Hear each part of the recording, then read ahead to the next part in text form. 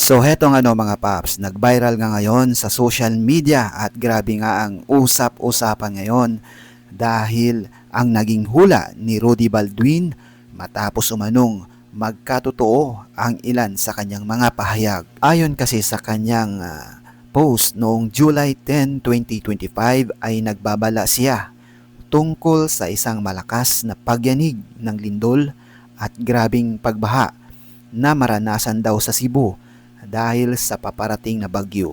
At ngayon, marami sa mga netizen ang nagsasabing tugma raw talaga sa mga nangyayari nitong mga araw.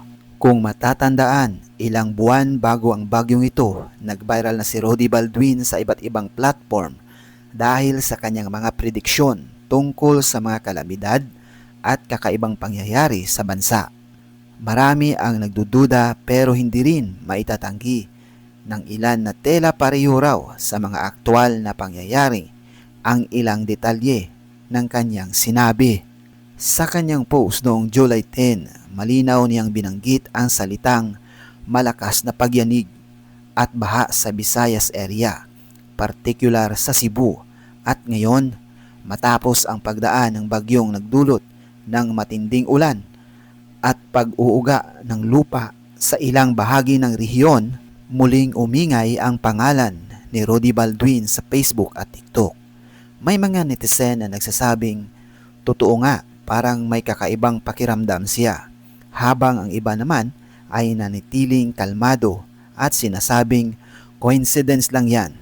Pero isa lang ang malinaw, mabilis nag-viral ang kanyang video at post at libo-libong shares na ang meron nito sa social media. Ano man ang paniniwala natin, hula man o sakto lang sa timing, paalaala na rin ni Rudy Baldwin na mag-ingat, manalangin at laging maging handa sa anumang sakuna. Basahin nga natin yung kanyang post no July 10, no? Dito banda sa paragraph patungkol sa hashtag, no? May hashtag na Cebu mga paps. Sabi niya, hashtag Cebu, may nakita akong dalawang sunog na mangyayari pa lamang. Ang isa ay hindi kalayuan sa mall at ang isa ay hindi ito kalayuan sa lugar na kung saan may kalakal at pawn shop. Isa ang Cebu makakaranas ng mga pagyanig at bagsik ng kalikasan, babaha ng matindi dahil na din sa bagyo. Huwag ninyo idahilan ang normal na pangyayari dahil hindi biro ang bagsik ng baha.